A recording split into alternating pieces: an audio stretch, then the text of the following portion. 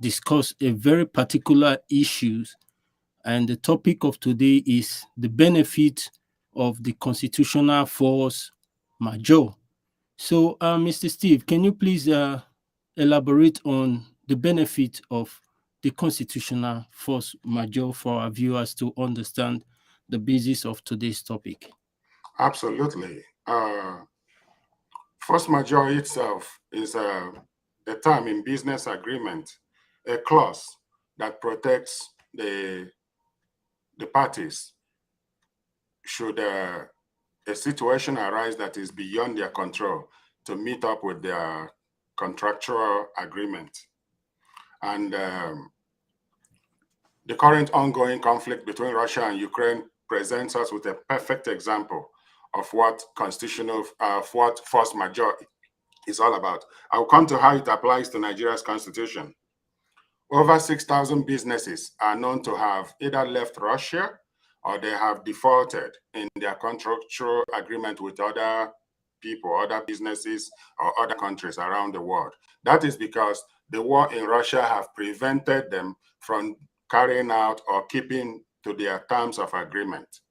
Now, how does that apply to the Nigerian constitution? There is a 68 exclusive list item that the Nigerian Indigenous Nationalities Alliance for Self-Determination are challenging, and that led to declaration of constitutional force majeure in 2020, December 16. And what that means is that there is constitutional logjam, there is a constitutional dispute between the nationalities and the operators of Nigeria, that we do not have any constitution anymore, because that constitution that has taken away all kinds of developmental opportunities, security, among other things, has essentially made it impossible for people to operate in a normal environment. And that led to the constitutional force majeure that was declared. And in addition to this, I want to go straight to what is at the heart of our discussion today. He who fails to plan plans to fail.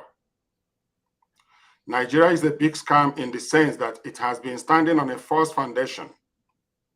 Nigeria is a British enterprise occupying the lands of the original owners. The owners of the land under the aegis of Nigeria Indigenous Nationalities Alliance for Self-Determination, NINAS, came together and declared the constitutional force majeure on the 16th of December, 2020. The Yoruba, Lower Niger, and Middle Belt blocks make up the NINAS alliance. The geographical expression called Nigeria lied that we came together, agreed to federate, and therefore enacted a constitution for ourselves, more like enacting our own damnation. That never happened. There was no plebiscite, there was no referendum, there was no vote, there was no input from our general population.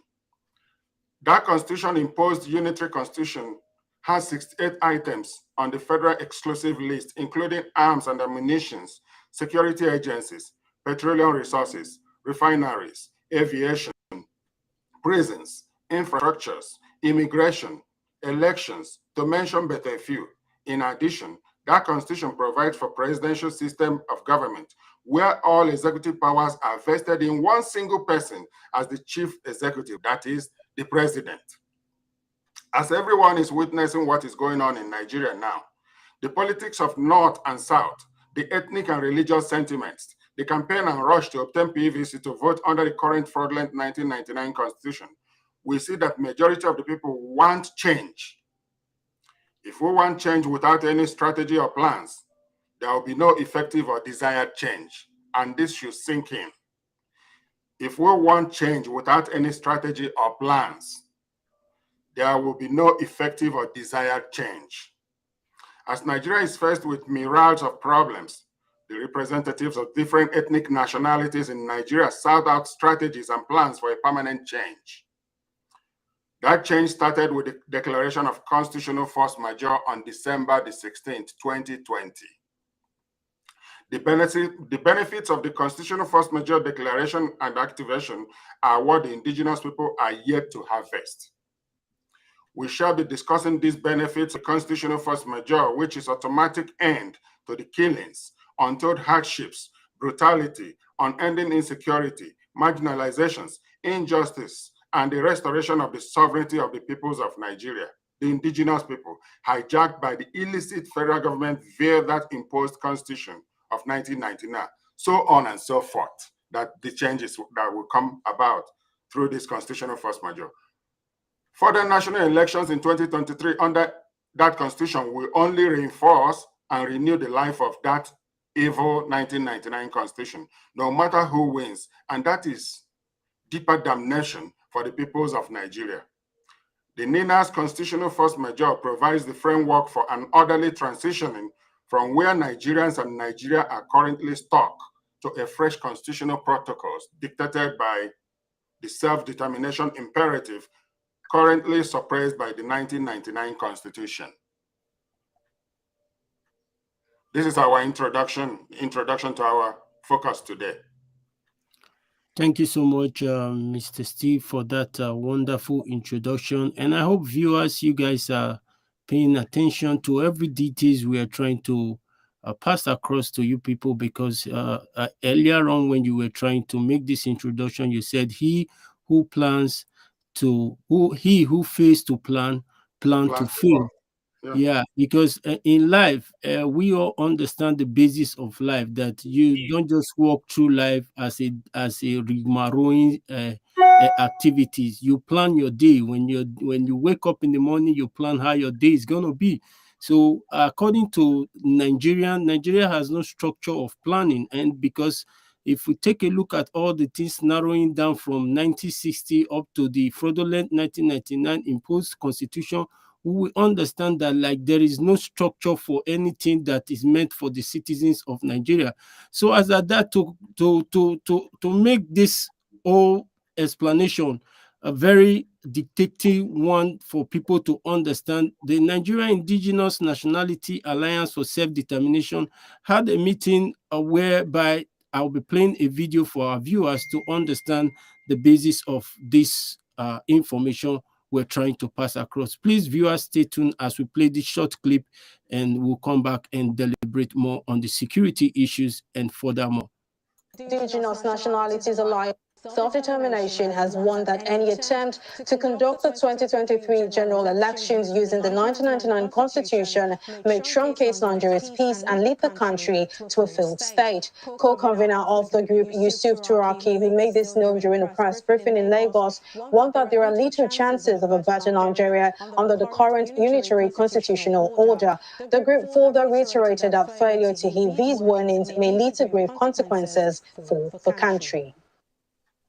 Let us remind ourselves that everything was currently lament in Nigeria flows from the 1999 Unitary Constitution, whether it is the killing going on everywhere in Nigeria, the general insecurity, the seizure of all economic access, including oil and gas, the ports, and other maritime assets, solid minerals, including gold, the monumental corruption. Nothing will get better in Nigeria under the unitary constitutional order, no matter who gets to power.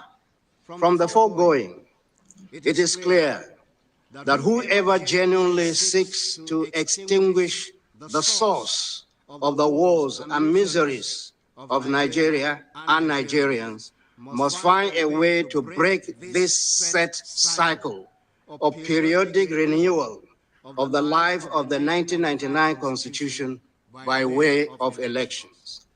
It is obvious that the action to be taken to end our bondage and misery is to shut down the voyage to any further national elections under the 1999 Constitution, which merely renews our bondage. Like you all could see, like you all could hear, the 1999 Constitution, the only thing that could renew the life of our bondage, which is the Constitution, is through this election. So that's why we are urging every Nigerians, we are calling on every Nigerians to please pay attention to what is happening. You don't just dance to the rhythm of music without understanding the rhythm of the music you are dancing to. So we're asking every Nigerians to listen to this proper information that is being conveyed by the Nigeria Indigenous Nationality Alliance for Self-Determination. So, Mr. Steve, I want you to also want to talk more about this constitutional force majeure, the benefit it will provide to our citizens, because it's like you are doing giving and taking. When you want to give, you want to expect something in return. So we're trying to introduce the constitutional force majeure to the citizens of Nigeria. Let's expatiate more of the benefits they're going to get when this constitutional force majeure come into force. Yeah.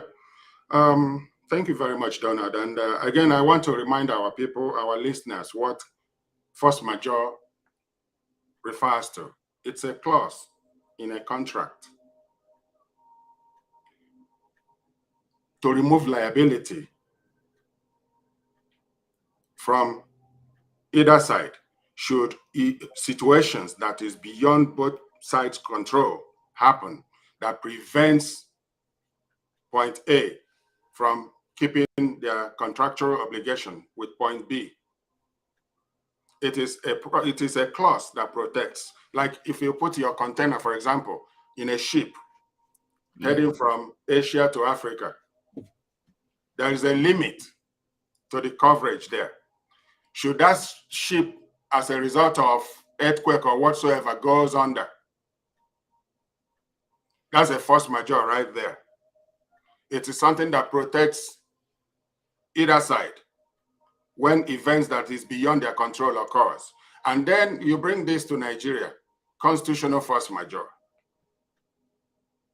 Nigeria's indigenous nationalities, through their representatives, through their own people, have studied the Nigerian situation, the lack of development, lack of security, lack of national cohesion, stalled development, a lot of things going wrong with Nigeria. And they said, what is behind all this?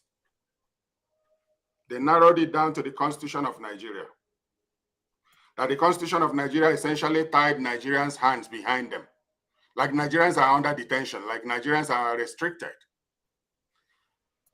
You cannot provide for, in fact, that has even been made more obvious by current government that first of all took guns away from Nigerians while arming foreigners, invading terrorists coming into Nigeria. They are coming with AK-47 and AK-49 while Nigerians were disarmed by their own government. It goes back to the Constitution that you cannot have expected end in Nigeria, or you cannot have expected tomorrow, an organized tomorrow out of Nigeria, is because of that Constitution, because it is not a product of our people. So the response of NINAS by declaring constitutional force majeure is to address the unworkable federation, the country that is not working. How do we go out of this? Let's go back to the regions and get our people to recommit or to decide their way going forward. This is what the constitutional force majeure is seeking to address, to restore power and consent to our people so that our people can give their consent, their due consent, to say, look, we want to continue in this union. So from the regions, when we go through referendum, the regions will vote. The Lower Niger Territory, the Oduduwa, and Middle Belt will vote on whether they want to remain in this country. And NINAS equally calls for, first of all, to initiate a transitional period whereby we all will agree on a transition that will take care of referendum vote. This is to heal the many wounds that Nigeria as a country is nursing today, so that we can have a planned, progressive nation moving forward, or nations. Because if we vote no to continue with Nigeria, we will emerge nations. Nations will emerge. And this will enhance everything. This will restore this will destroy that 68 exclusive list and restore power to the people. It will start from the local councils, our municipalities, and to our entire regions or the emerging nations. So the constitutional force majeure is to address the unworkable state of Nigeria. That it could be better than it is right now. In fact, there is nothing good today. Because as at today, the president on his way to Katsina, his home state, was attacked and 2 policemen were killed. And one of those killed is a senior police officer, the area commander of that area. At the same time, it was a coordinated attack. As that attack was going on in Katsina, they were also attacking Kuje prison to free maybe some terrorists they keep there, including Abba Kyari. These are developing today. It's not like far-fetched. So just to get our people on the right track, we need to do the first things first. That first thing first is to go back to the foundation of Nigeria and fix the damage that has been existing there. Nigeria has been running on a fraudulent 1999 constitution that strips the citizens of every right, of every power. In fact, the power, for example, the governor, the current governor of Anambra State came in on the premise to fix the security challenge in the state. It was when he came in now, he realized that he's not even in charge of security. Some state governors in the South are talking about arming their people to protect themselves from the security challenges that is killing people in their dozens. Guess who is opposing them? The Constitution says they cannot have state police. So all these and many others, this security being one out of the 6-8 is just a sample of all that is going on in Nigeria. Why we cannot have electricity, why we cannot have good road, why we cannot have infrastructures, why we cannot deal with corruption and jail people or shoot them for violating our national security by ripping the country apart. Everything goes back to the 1999 Constitution. And that is the essence of the constitutional force majeure. For our people to actually have a fresh start and say, look, this is our own. This constitution is our own. We made it and it's going to guide us. Though we can, over the years, I mean, the American Constitution has gone over how many amendments? 28? I'm not very sure. But amendments can occur on a constitution. First of all, it must be the people's constitution. That's the number one thing. After that, amendments can occur as we make progress, as we begin to realize that we needed to make changes. Yeah. Nigeria's constitution that says we the people is a lie right there. The preamble is a lie because the people never consented to it. Just like the information minister then, Dr. Nyawodo, clearly stated that he never saw the copy of it. He was to be the one that will know who to print it and where to print it. He never saw it until Olusegun Obasanjo was sworn in 1999. So it has been from one fraud to the other. From all the military coups, all that they've been doing from July 15, 1966 till 1999, it was all about setting the South up for takeover. There was nothing beyond that. All their plan from July 16, 1966 was to plot on how to disable the indigenous Nigerians, how to weaken them, how to knock off the wheels out of their drive and render them demobilized.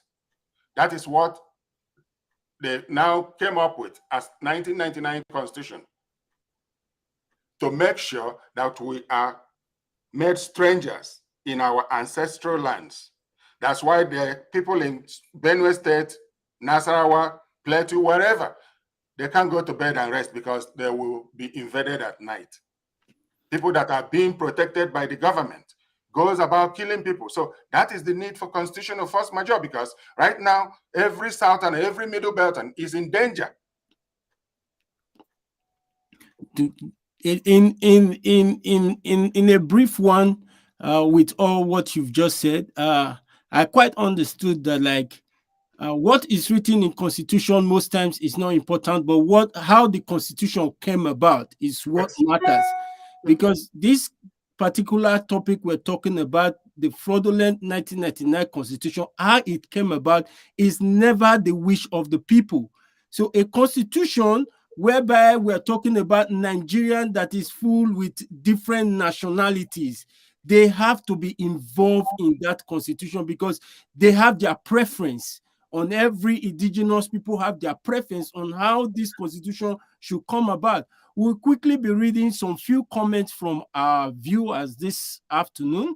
We have one from Isi Momodo. He said, a very good evening from here and kudos to the job we're doing. Thank you so much, Mr. Isi Momodu. And we have one from Uze Kwal. I can't pronounce the Igbo name properly. Forgive me about that. He said that the constitutional force majeure means returning the people to democracy, which actually is correct. Yeah. Which actually is correct. Thank you so much for that wonderful contribution, because when we talk about democracy, we talk about democracy for the people, which means the people need to make the rules, they have to make the laws, they have to make all the decisions. It's all about the people and the people and the people. There is nothing in democracy that doesn't include the people. So as at that, the constitution is not giving our people, the people, the citizens of Nigeria, that this constitution has ripped off from their educational system, their health, the health sector is nothing to be right home about. Our roads are nothing to be right home about. Our infrastructure, our education, just name it. Security is something we're going to be looking into right away, because this constitution has enforced the people that should be protecting us, as they claim, and now the people killing us. And what gives them this power, this privilege to do this, is the constitution. So we'll also be reading another one from our viewers that said the constitutional force majeure recognize the power of the people and give back power to the people. Exactly. Yes. This constitutional force majeure is bringing back those things that are being ripped off from you, the citizens. We are not just saying constitutional force majeure all in the name because we want to maybe make the government think at least we are opposition. We're trying to make them not feel relevant. We are trying to want to bring the people back into the society for them to benefit what is actually their right, because it is the right of the citizens to get all of these things we are trying to make known to them. That's what the constitutional force majeure is talking about. Please, if you're watching this program, kindly tag friends, share, and invite people to come and watch, because we're trying to pass an information that will benefit and bring progress to the future of our dear nation, if they will still be in Nigeria or not. Quickly, the way we've usually, the way we've known this, whatever the problem with Nigeria is this: it's not magic, it's not joke. Everything that is wrong with Nigeria flows out of the 1999 Constitution, and that was the basis of the constitutional force majeure, because it's not working unless we wish to deceive ourselves, like lie to ourselves and make ourselves feel good by lying to ourselves, which is very deep deception. I mean, nobody will want to deceive themselves. The simple question that each of our people should ask themselves is Nigeria working for you? If it is not working, what is the way out? And so it's not a rocket science to have actually arrived at one single reason why Nigeria is the way it is. The foundation. Nigeria is anchored on 1999 Constitution. That's the only thing that is binding the North, the Sharia belt, that 12 states that's separated from the rest of Nigerians. What is keeping us is that Constitution of 1999. If we are to tear down that document today, we have no relationship whatsoever with them.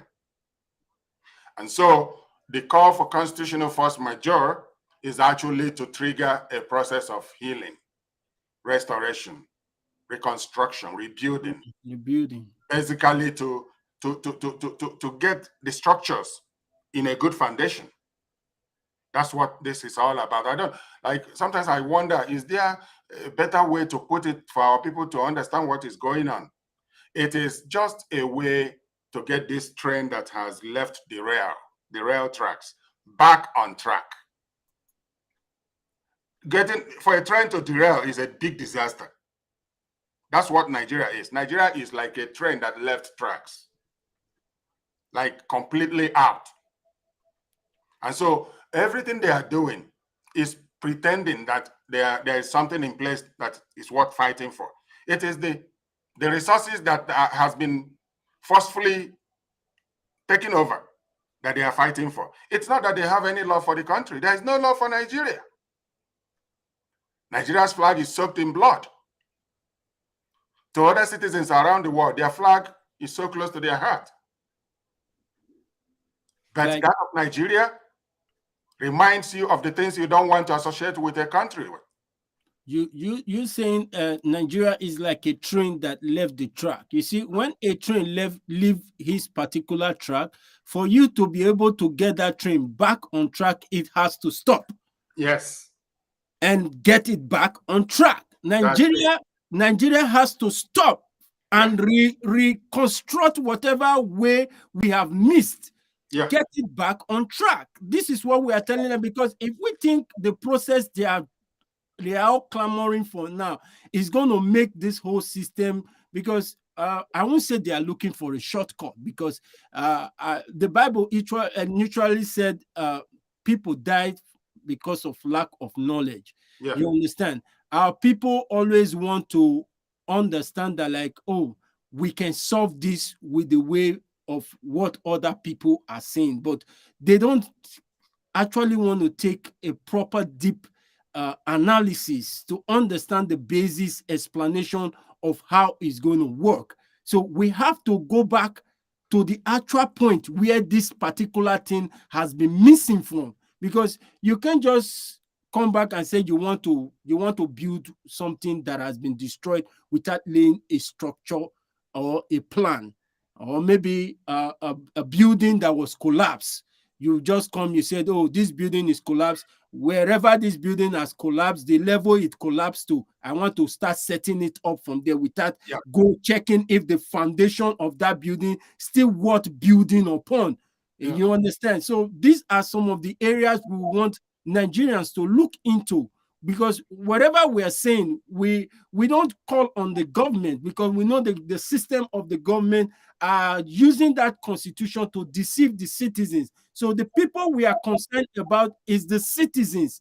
The constitutional force majeure is concerned about the citizens of these indigenous nationalities all across the Nigerian states. So we are calling on every Nigerians, let's come together, let's accord and face the particular situation that has tied us down for so many years, because if we don't look into that issue, we will still continue rigmaroling and we will thinking as if we are moving forward, right about we are like a car that is on reverse. Because as it is now, if we don't fail to tackle this issue and Nigeria think another round of election is going to like be the solution to all this problem, I'm telling you, we are like a car that is on reverse. We don't know we are on reverse, and the destruction ahead of us is going to be very disastrous.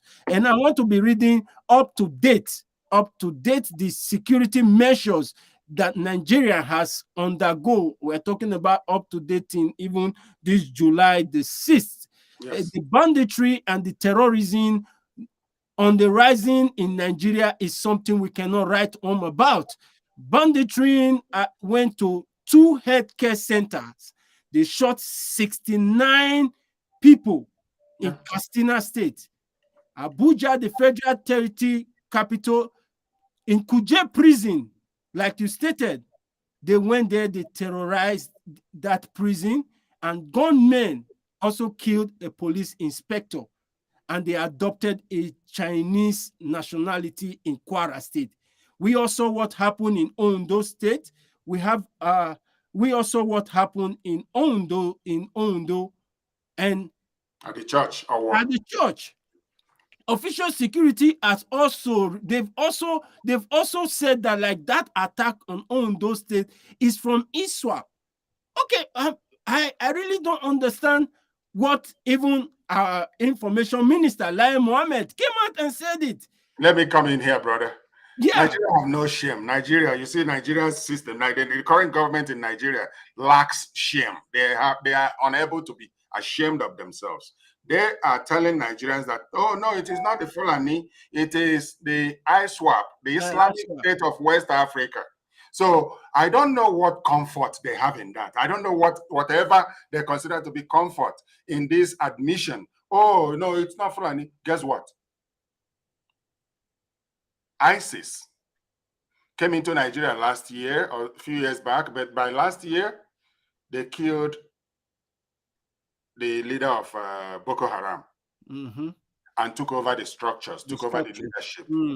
They executed orders along with that Boko Haram leader.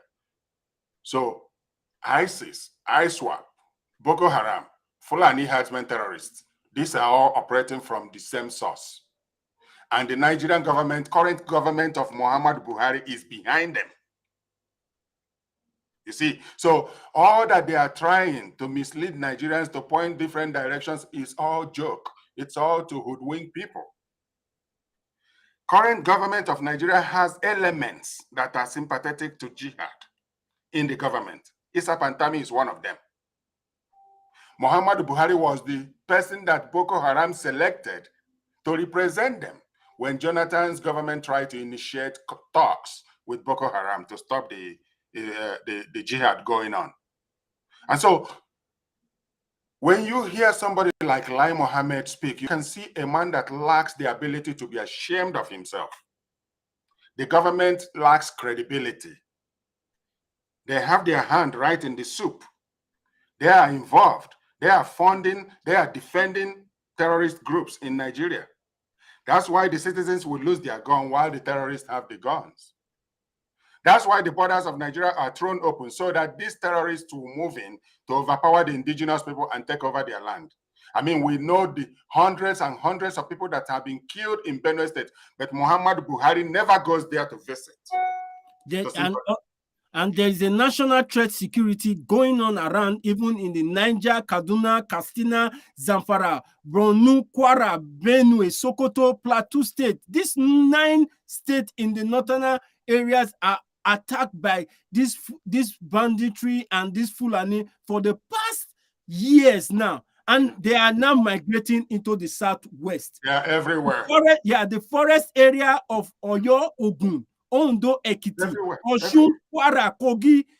They are all witnessing this heavy experience of this militant and bandit attack, and yet these people are pretending they don't know what is happening. Yeah. There is unsafe tension of this attack that is going to be, they are massively deploying their troops into all these forests, and we are calling on every Nigerian.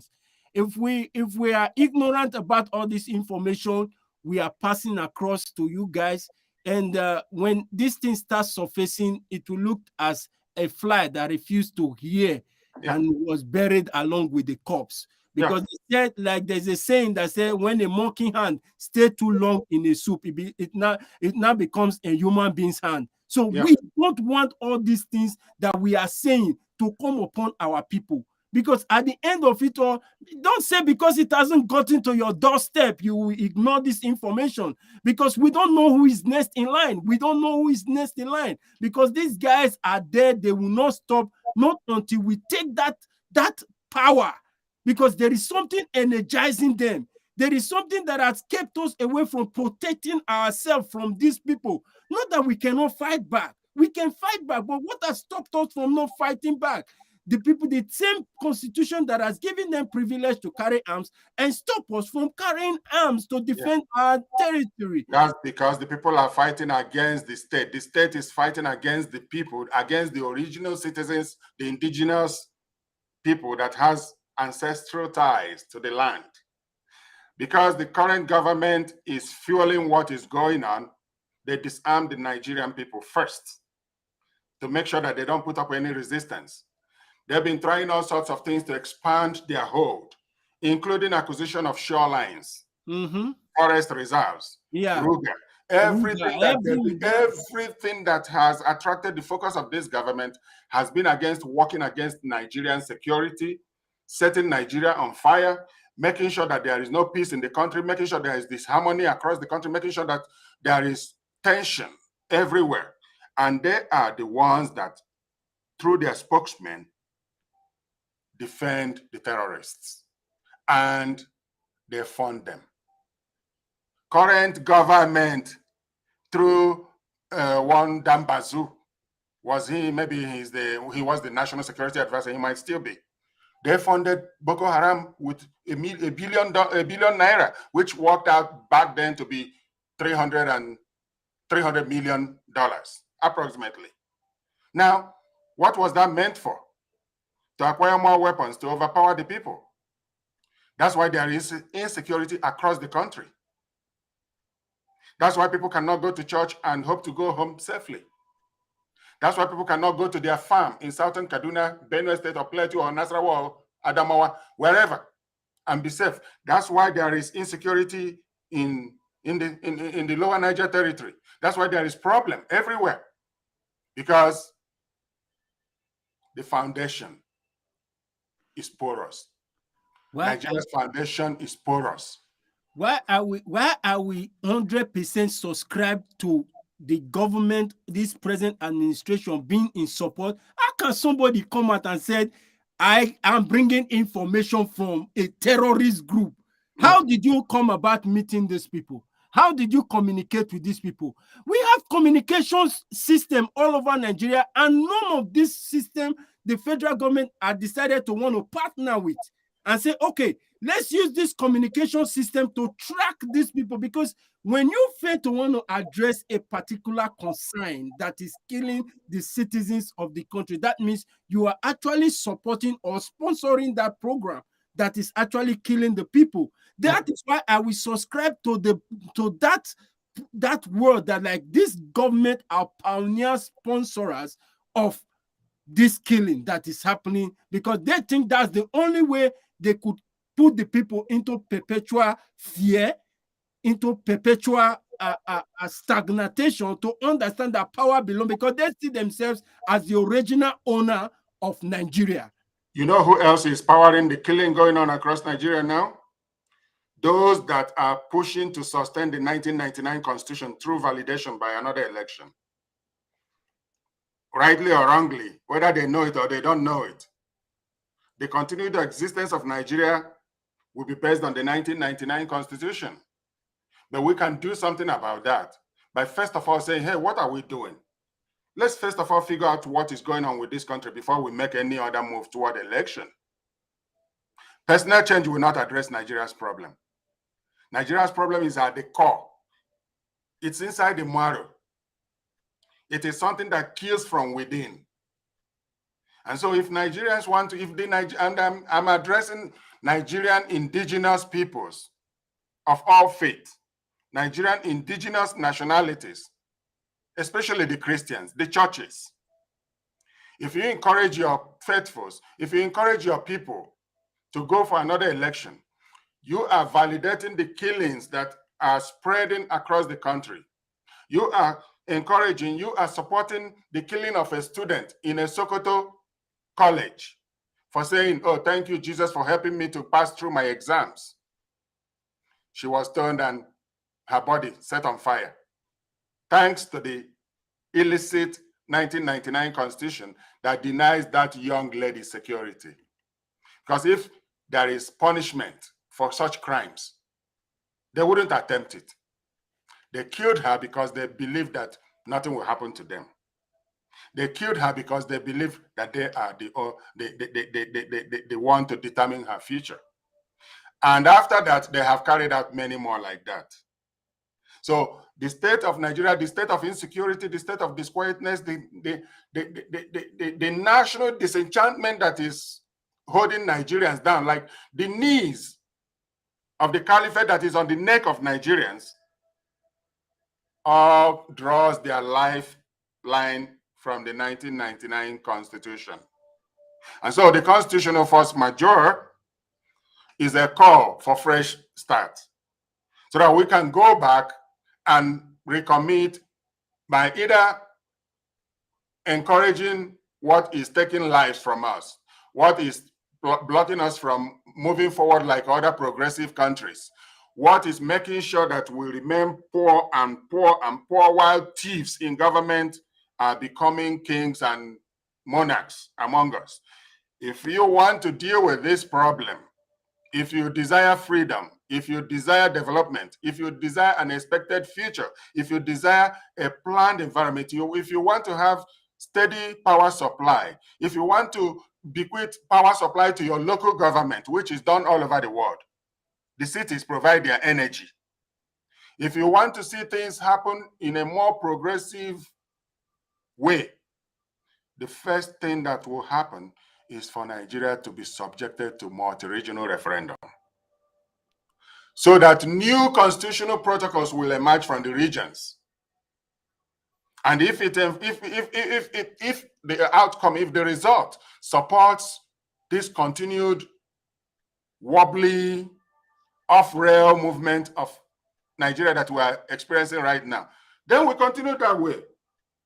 But if we vote to say, yes, we want to get out, that also will be binding, because it will signal a new dawn for all our people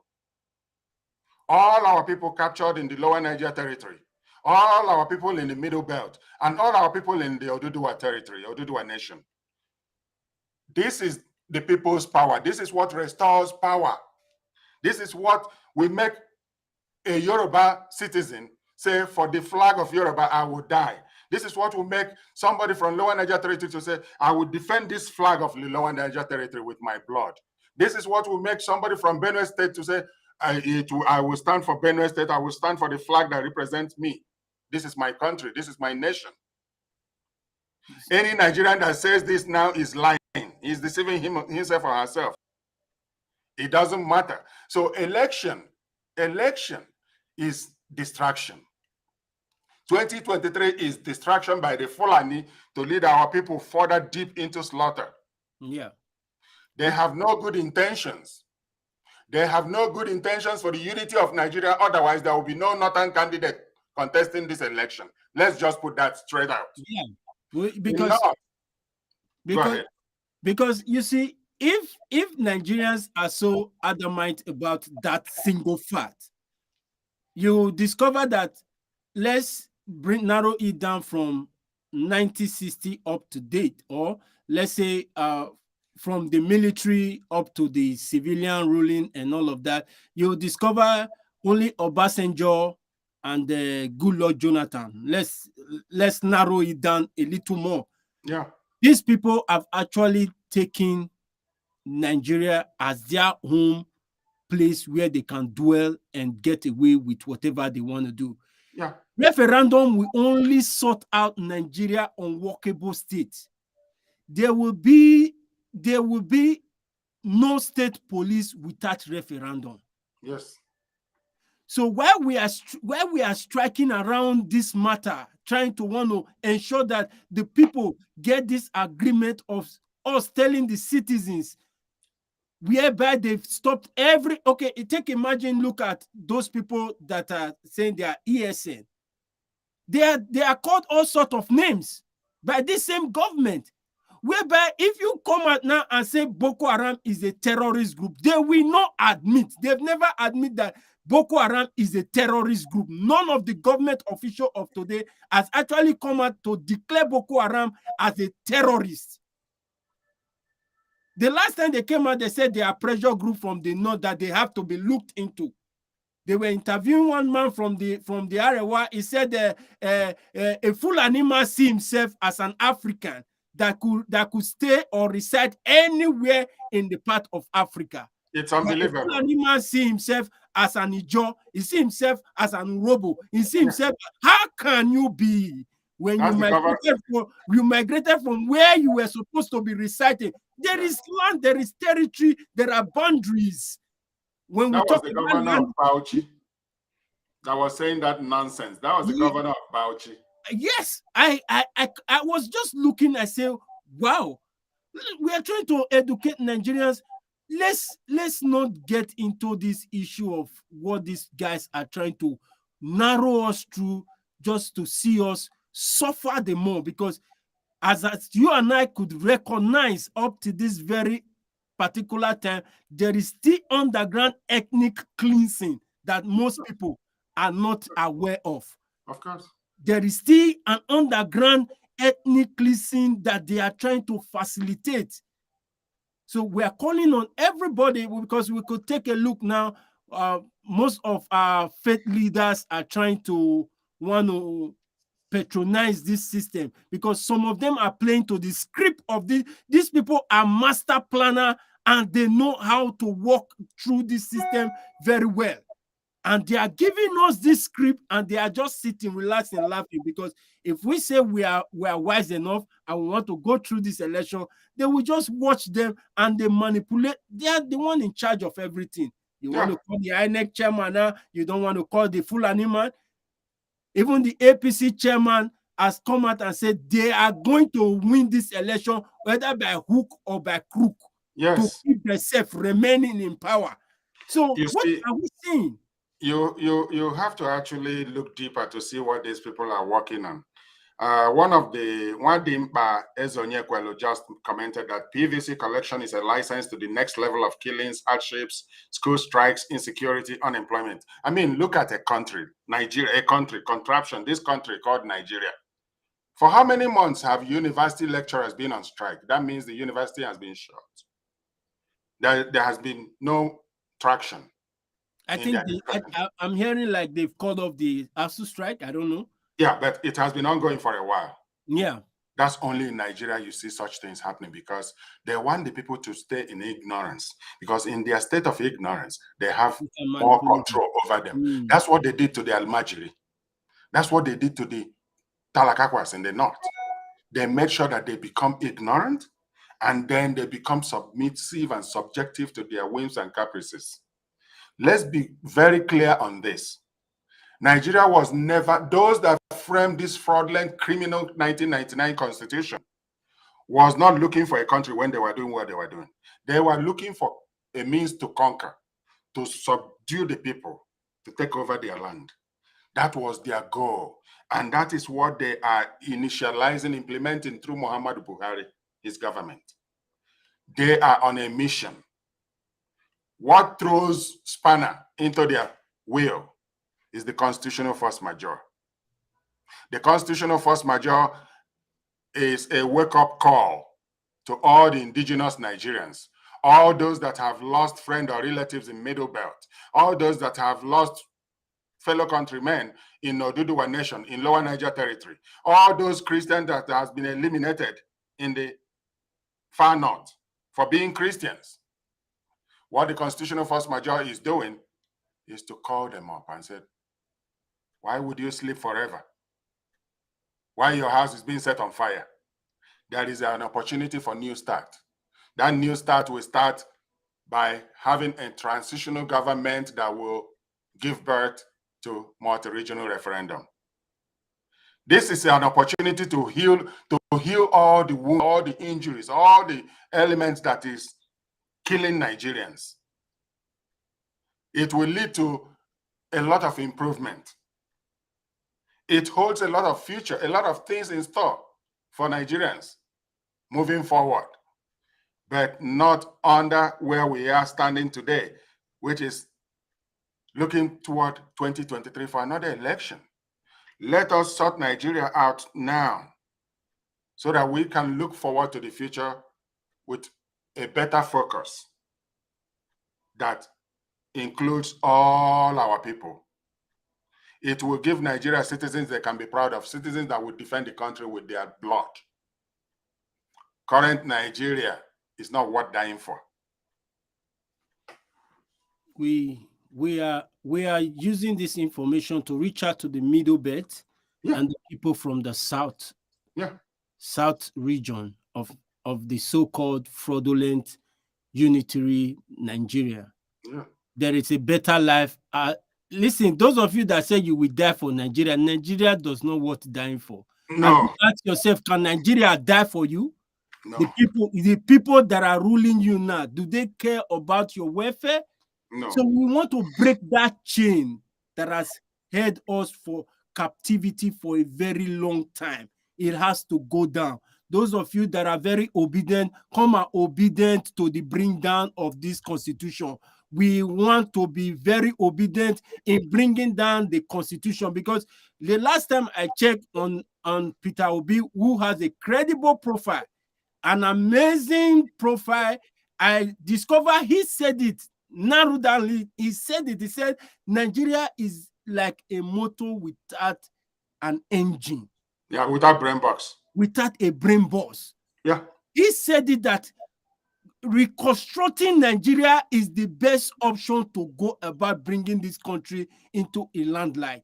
And not changing the driver. And not changing the driver. But now he wants to drive that particular vehicle that has no brain box. Because I know that there is problem everywhere now. The NMPP, they're trying to want to merge with now, are saying they want to produce the president while he becomes the vice. So it is now a debate whereby nobody understands how this political party are going. We don't care about those political parties anymore. We are asking them to shut down. Every political party right now should shut down if they have the interest of the people.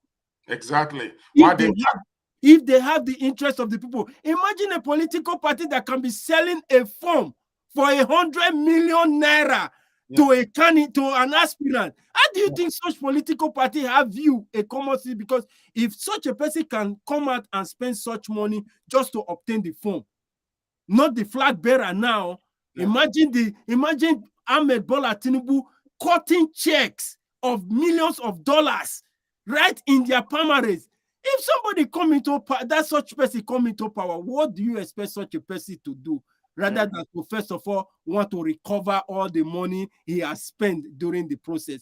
We are not saying Peter Obi is not a good candidate because they said he's stingy. No, we're not against his profile or whatever, but we are saying if Nigeria has to work, because I will say it categorically, if he becomes the president, he will be like a crocodile that is tied. Yeah. I will not be able to function. This morning, we will be taking our first caller this morning. Please, Mr. Steve, let's take our first caller, viewers, and listen to what our caller has to say. Sure. Hello, good morning. Oh, hello, LN Radio. It's evening here in Abuja. This is Ndidi. I'm calling from Abuja in Nigeria. And thank you for another very interesting show. Thank you so much. I wanted to make a few comments about, let's say, Peter Obi. What we know about him is he went to London. He visited some, key people in London. Soon after that, possibly the next day, he leaves PDP and joins Labour Party. What happened in England? Now, some people can go ahead and say that Peter Obi is a good man and all that. I'm not going to say any such rubbish because it's rubbish. Because if you look at it, he is one of the people the Panama Papers for having companies, shell companies and tax evasion. Peter Obi. Now, so that is a major crime on this earth. I've paid my taxes and I'm not rich and I've paid my taxes and it's wrong. So Peter Obi is not that wonderful person that everybody wants to pretend. And Nigerians like to lie and deceive themselves, and then they get in a huge mess. Then they start running abroad and causing a burden for others because they want to believe a lie. It's time now for young people to face reality. Peter Obi is named in Panama Papers. Go and do the research. What made him leave PDP and join Labour Party? Is it that they have something on him? Did the British say, you better go do this and that? If you don't do that, we're going to, do something to you because of what, your background. I don't know. I'm speculating but it is very strange. That's number one. And because of Peter Obi, now everybody, well, people from the Southeast, South, and some Middle Belt are now running to get their PVC, which is exactly what the caliphate and the British are above them. If you see the Ninas pyramid, it's got the British crown, then it's got the caliphate. What they want is they want people who don't want to think, people who don't like truth, to go for elections under a fraud. No white person is going to do that, but everybody sees the African as an idiot. I'm telling you the truth, because I spent all my life with white people. It's only now that I'm in Nigeria, and it annoys me that each time the African is able to be manipulated by everyone. And it's because he doesn't want to think and he loves lies. And there's no point talking about God if you like lies. That's true. That's true. Our people like to deceive themselves. It's disgraceful, and God will make you a slave of the whole world if you're going to go with lies. You and your children are going to be slaves forever. So it's time for Nigerian youths to grow up in your mind. They've done IQ tests about Africans and Europeans. People don't like it. But what I'm seeing in Nigeria, I'm beginning to wonder, is it true? You have to, if you're 18 or above, you have to act like an adult. You cannot allow people to, pull you by the nose. There is no constitution for Nigeria, because a forgery means rubbish. In England, because I'm a retired Metropolitan Police officer, if somebody has a motor vehicle insurance certificate and it's fake, it means he has no insurance, and that's a crime in England. True. So he's got a fake motor vehicle insurance certificate. It means he's got none. He's got none, and that one is understood even by 8-year-olds in England. So I don't understand what it is about Nigerians. They're 40 years old, they're 50 years old, they're 30 years old. The Constitution is a forgery, and they don't get it. Yes. And they're going to now, Peter Obi, APGA, from APGA to PDP, from PDP to Labour Party. You don't do that in England. In England, if you're 18 and you follow Labour, let's say, because there's a Labour Party in England and Conservative, you stick with it all your life. Indeed. You don't go talking about like this. Yeah? So what there's a lot of things wrong with Nigeria. There's a lot of things wrong with Nigeria. Nigeria doesn't have ethics. There is no morality in politics in Nigeria. They need to grow up. Yeah. There's a time you draw a line in the sand and you say that I've been a fool since the 600 AD till today. But from 600 AD to today, draw a line and say I'm going to act like intelligent people of the earth. Yeah. And begin to like truth so you don't mess everybody up. There is no constitution. That document is a forgery. Yeah. And what they want, they want you to, because all they want is they need your consent to go to elections.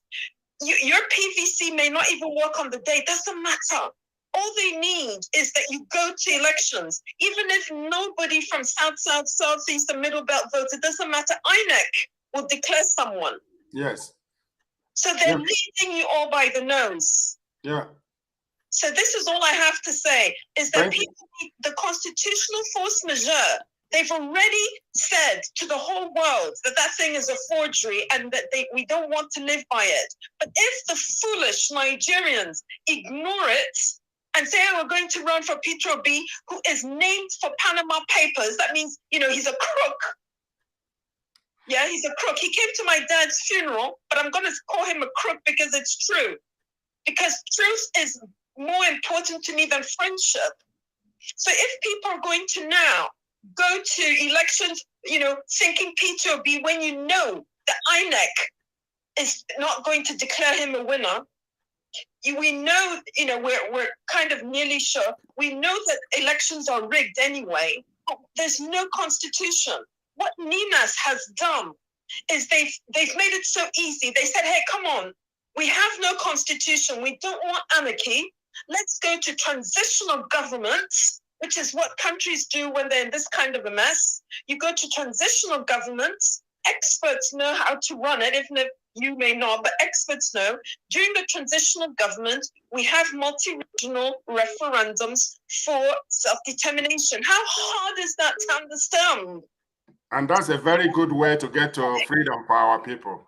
Ndidi, thank you very much for your intervention. Thank you. And Thank you so much. Thank you. Thank you so much. Thank you. Thank you. I hope they're going to listen. Thank you. They will. They have to listen because information is power. yes, You have to be informed so that you will not be deformed. Because if they keep going along the same road they are trying to walk through right now, it's retaining the same suffering we have been suffering for so many years. The people have to take a U-turn. They have to make a complete U-turn of the road they are walking in now, because when you are driving, you miss the right direction you are supposed to make a turn. You have to go forward and make a U-turn. They have to make a U-turn right now. It is not too late. It is not too late. We are calling on every Nigerian youth. We are calling on every father, mother, every parents out there, a small-scale business owner that are clamoring for 2023 election should make a U-turn and start pushing forward for a new constitution. That is what we need. A new constitution through multi-regional referendum. That is what we are clamoring for. And that is the only thing that is going to bring change to our dear nation. Yes, can I just say something that just come to my mind? Okay. When Panama Papers came out those few years back, the prime minister or the president, whatever, of Iceland is a tiny country just above Norway in the Arctic Circle. He was named that very day. The people of Iceland, they have better things to do than to be coming out in the freezing cold. They came out in the freezing cold. They don't want to have a leader who is named in Panama Papers. He resigned. Yeah, that's exactly where I wanted to come in. Yeah. Panama Papers. There was no trial. Just his name was. We've got Peter B has been named in that, and that's what the people of Nigeria want. Well, I'm sorry. Tinubu, we know what Tinubu is. Atiku, we know what they. We've got three crooks, and Nigerians think that their lives will improve with under three crooks and a forgery. Is this not madness at a high level? And then they're going to be calling God's name, that God's going to help them. God will not help them. Yeah. God has helped them with the constitutional force majeure to do the right thing. And they need to take it on. That's all I have to say. Thank you very much. Thank you so much. Thank you so much, indeed. And Brother Steve, I think he has something to want to talk in contribution to what all you've narrowed down. Thank you so much. Yes, indeed. He actually touched a few hot buttons. And one of the things that, one of the comments here actually talked on that. Nigeria lacks honor and integrity. That's why you can go to bed today, APC, tomorrow you wake up and decide to go to PDP. It's like a football team. Yeah, so they have there is nothing at the core, nothing that you will say these are the values. I mean, the values of our political party. These are the core values that we cannot trade away for anything. Nothing. You can, I mean, let's look at Atiku Abubakar, for example. He moved from PDP to APC, from APC back to PDP, from PDP back to APC. So it has been all back and forth. Tinubu moved from AD, formed alliance with CPC, and then they came up with APC. So all these people, they have no integrity. It all goes to the core of Nigeria's existence. Lies rules. Lies is what Nigeria thrives on. And so Peter Obi, yes, his name appeared on the Panama Papers. Guess what? Atiku Abubakar has an ongoing criminal investigation that involves the Vice President of Kenya, Ruto. This whole thing is centered around Dubai. Tinubu has drug issues that made him to forfeit money to US government. These are documented, recorded, even some are in video evidence. So what are we talking about? Our people have no value anymore. That's why we have criminals sitting in the National Assembly as lawmakers. I mean, can you imagine a gangster paradise? That's Nigeria, where thieves, criminals, hardened criminals, worse than armed robbers, terrorists, sponsors, are in ministerial position in Nigeria. And so, because we do not deliver, we do not give justice against injustice, because people do not pay any price for doing wrong, they turn around to become our leaders. They become presidents, they become governors, they have immunity from state. After robbing their states, they go to National Assembly, where they will go to bed for 8 years. Nobody is querying them. They're under immunity. So we are dealing with a country that is rotten at the core. The foundation of Nigeria is rotten. This house is going to collapse on everybody if we fail to act and act on time. If we do not do the right things on time, if we do not punish evil done against our people, especially state looters, especially those that are evading tax and moving their money into shell corporations overseas. Just as that Finland, they said the prime minister resigned because his name was mentioned in the papers. That is because they have honor, they have dignity, they have integrity. Mm-hmm. Yeah, Nigeria lacks integrity. Nigeria lacks justice. Injustice is justice in Nigeria. It happens here in Canada when the financial minister was accused of $40,000. He resigned. He resigned. You're talking about 40,000.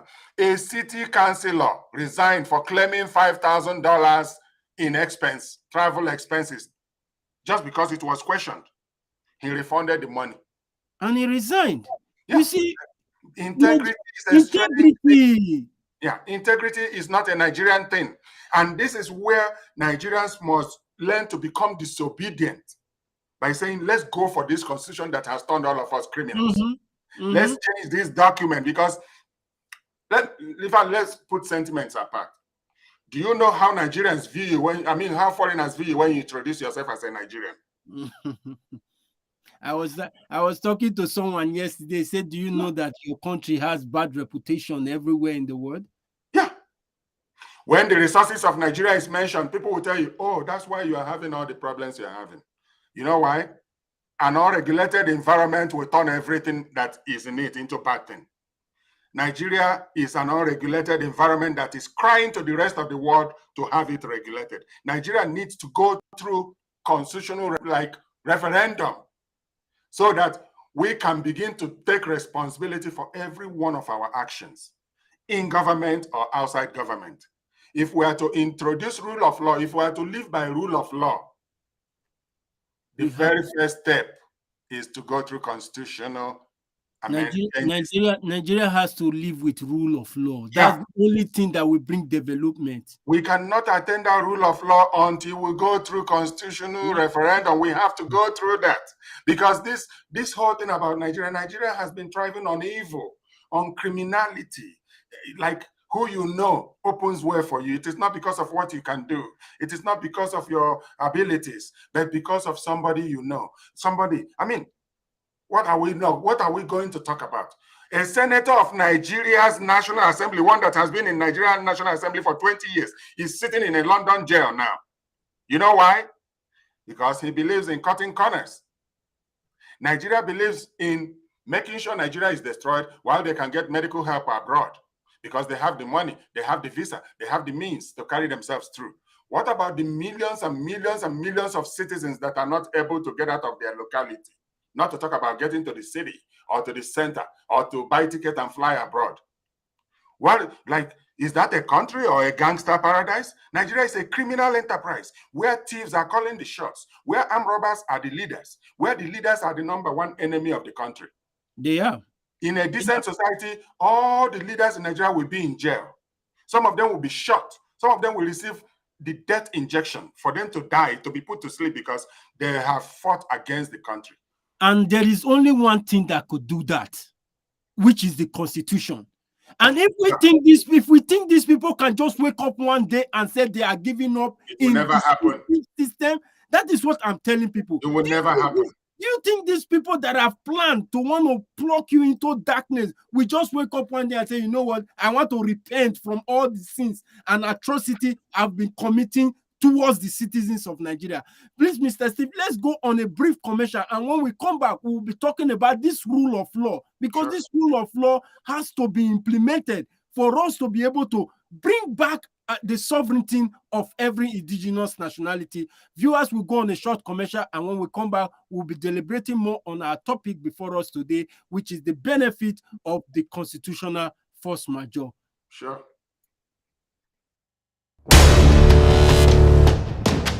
Nigeria, as defined by the 1999 Constitution, has become a criminal enterprise.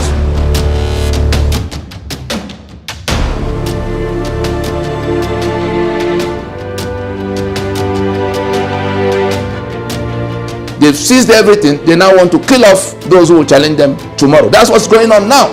And it's being done in the name of the federal government of Nigeria. Anybody who wants to get away from this enslavement imposed by this constitution must now join those who say that constitution must go down.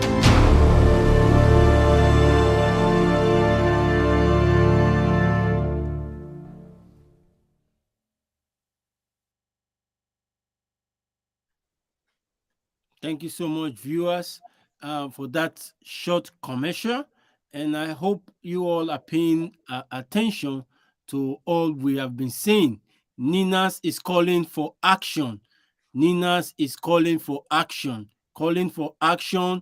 on a multi-regional referendum through a transitional government that will take us through the process whereby every indigenous nationality will be given back their sovereignty to operate in the function, or if Nigeria is going to be a nation that is still going to coexist, if there's still going to be a federation, if we want to be co-federate as a nation together, we have to decide that.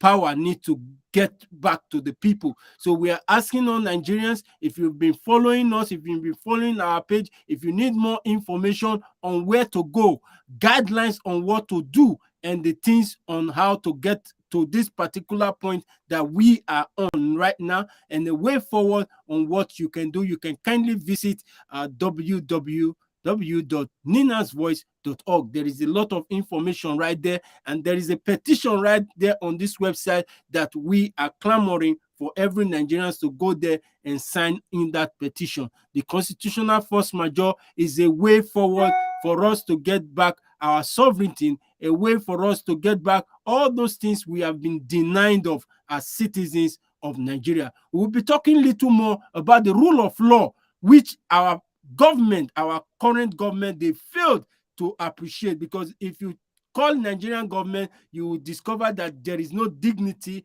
there is no honesty, there is no transparency, and there's no equity in any of them. So what has given them this privilege to be acting the way they are acting is because of the rule of law that is not in place. So we want to talk briefly about that, and we will be calling today's episode a day, and we'll be seeing you guys on Saturday, as we'll be having a guest speaker on Saturday to join us on this program. So, Mr. Steve, is there anything you want to throw more light upon this rule of law that this government, not only this government, from the existence of the fraudulent union, they've plucked us into? Is there anything you want to talk about the rule of law that they are failing to implement in Nigeria's system? Yeah. Let me say this about rule of law. To expect rule of law in current criminal situation that Nigeria has found itself is like trying to squeeze water out of the rock. The foundation, again, I go back to the foundation. When the head is sick, the whole body is diseased. Because Nigeria's foundation, which is the Constitution, is conceived in fraud. And The preamble says, we the people, when we did not. We were never part of it. We never consented. We never voted. There was no plebiscite. There was no referendum vote. There was no adoption of that constitution from our regions, and not from our states either, and our local government. No, there was nothing. And so you can see that from that first page, going deep into the constitution and the clauses and paragraphs or sections, the whole thing has been done out of criminal intent. It was not meant to survive any serious interrogation. Nigeria's foundation dictates everything else that is going on. And so when the NINA Secretary General says all that is going on against Nigeria, that is working against Nigeria, all flows from 1999 Constitution, he is bang on. That is what it is. Everything that is wrong with Nigeria, including the lack of rule of law. What is rule of law? Crime and punishment. There are certain things you don't do and you don't get away with it. Get away with it, yeah. There is punishment for every act that is not right. So that is what brought Nigeria to where it is, because there is impunity. Power means might in Nigeria. But here, I mean, some years ago, a municipal police bus was pulled over by a policeman in BC, British Columbia, Vancouver to be precise. A policeman that was working in the night with other police officers doing stop and check to prevent people from driving drunk, pulled over the police chief. And when he checked him through breathalyzer, he found out that he was above the limit. He was drunk. He didn't cover it up. The police officer, the senior police officer, was disciplined by the junior officer that was doing his job. He apprehended this guy that was driving drunk. I just cited that single example of what rule of law means. That the law does not know who you are. Who you are. If you break it, you pay it. You pay the price. Mm-hmm. And so Nigeria is a jungle where any animal goes after the other one that it considers weak enough to become food for it. Mm. And so this is the situation Nigerians are today. If we want to have rule of law, just like we want to have electricity, good road, security, housing, you want to go to the market and be able to get what you bought yesterday, the same price today, tomorrow. All that is going wrong today will go right if we are to go through constitutional force majeure.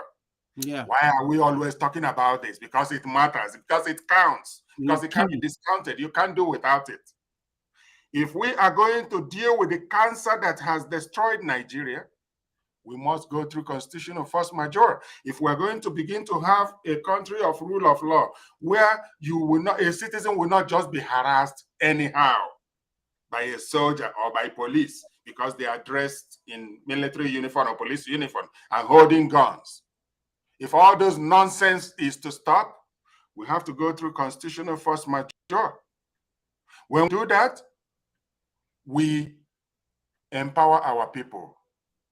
We restore the stolen power, the stolen right of citizenship that has been taken away from our people. 1999 stripped Nigerians of everything called rule of law because the Constitution itself is a fraud. And do not expect justice out of injustice. Injustice. You cannot be. Yeah. A fraud cannot give birth to justice. At all. Yeah, we shouldn't deceive ourselves. If we want to have an organized society, one that we can be proud of, one that foreigners will be proud to come visit and go and come back again, we have to go through constitutional rearrangement, reordering. We have to go back to our regions. We have to go and actually complete the independence of our people, because we never had any independence yet. We're still in slavery. We're still under occupation. And I mean Oduduwa, Middle Belt, Lower Niger Territory, we are in chains. And it's because of that lack of rule of law that bequeathed the resources in the Delta to people far-flung from the area, people from the Caliphate. They lay claim to the oil and gas in the Delta. They lay claim to the crude oil in the Delta and the gas in the East. How can we have such a country? It's Nigeria. Nigeria is like a dying man that needs to go back to his home to put his house in order. All that they are doing, and by this I mean the current minders of Nigeria and the past minders of Nigeria, all that they've been doing is to make up this old woman look like a young, beautiful lady. Use makeup, use all kinds of makeup to make something that is dead and ugly and stinky look very attractive, lively, and okay. But it is not okay. Remove the makeup and you see the facade. We are painting over a very corrupt, dirty, skunk element that cannot be rescued. Nigeria is beyond redemption. And so what's the solution? Let's go through constitutional reordering, through multi-regional referendum. This is a very peaceful process to initiate and trigger the healing process. Like I have always said before, I don't need to know who the president of my country is, as long as the system is functional. Now we don't have a functional country. Let's go and fix what the problem of this country is. Then we talk about leadership. We must fix the problem first. We must fix the basis of our union first before we go for any other selection of leaders. So that those leaders will operate from a very pure, brand new system of rules and regulations. If a business operates based on memorandum of understanding, on what is Nigeria operating? Nigeria is operating on something that was not consented to by our people, by our representatives from all over Middle Belt, Lower Niger Territory, and Oduduwa. What they did was to impose their own criminally generated mindset on our people as constitution. Abdul Salam Abubakar did this. So that is not a constitution. That's a criminal document. It's like a forged check. And like Ndidi said when she was commenting, if you pay for something with a forged money that is not fake money, you haven't paid for it. You stole it. You're essentially stealing. Nigerian constitution is robbery against Nigerians. This shouldn't be difficult to understand. And so let all the obedience out there, let them get disobedient and become obedient by asking, on what contractual document are we actually trying to elect a leader? Under what basis? On what condition? On what constitution? This is the right of our people to ask, to inquire. Under what condition are we actually doing this? Is it to deepen our slavery or to free ourselves? I hope common sense will begin to come back to our people, that people will realize this is no waste of time.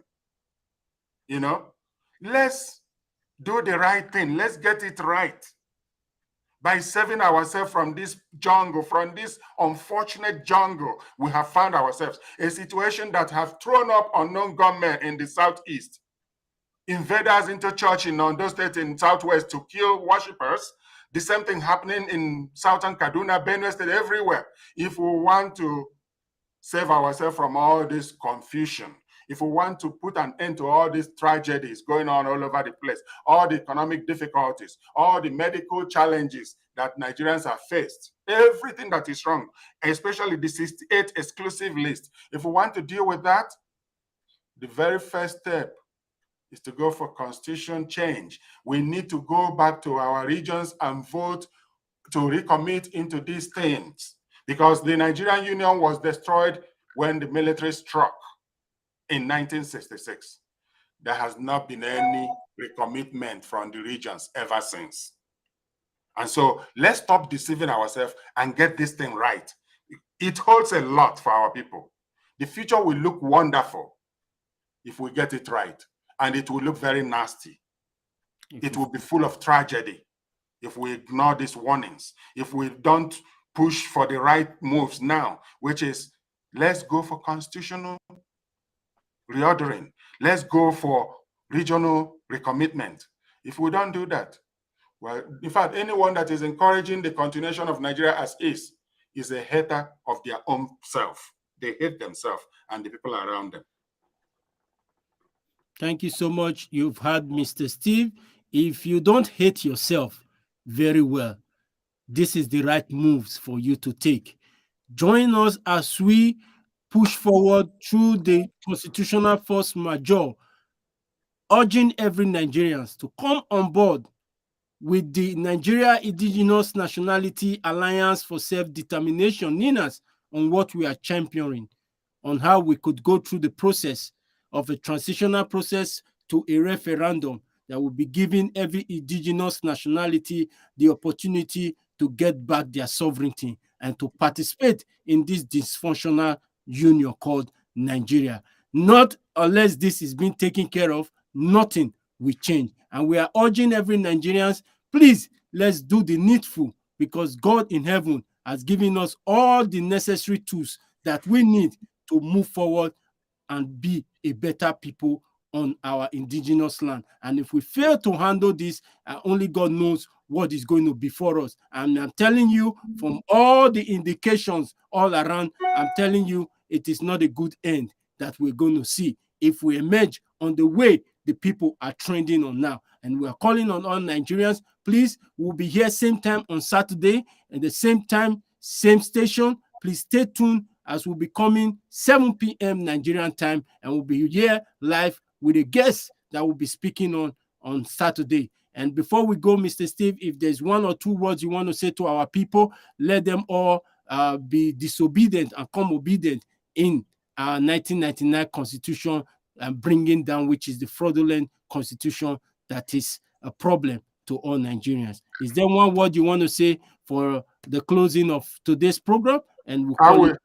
I will yield my time to read just a few comments and remind our people on what matters. Why are we dedicating our time doing what we're doing? Yeah. It is for the benefit of our people. It is for the liberation of our people. It is for the eyes of the blind to be opened. And so, Nwadimba Ezonyekwelo says constitutional force majeure means returning the peoples to democracy. It's also making their votes to count. One other comment there says constitutional force majeure is recognizing the powers of the peoples and give back power to the peoples.